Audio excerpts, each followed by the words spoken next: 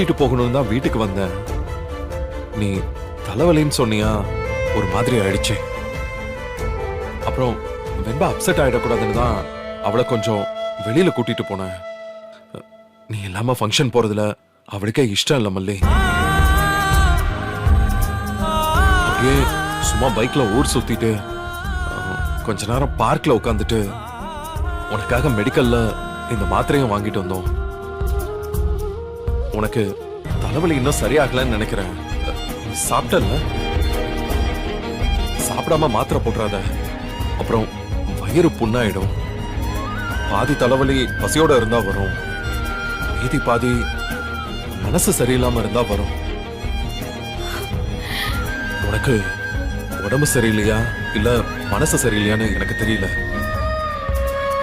ஆனா மனசு மட்டும் சரியில்லாம இருக்க கூடாது.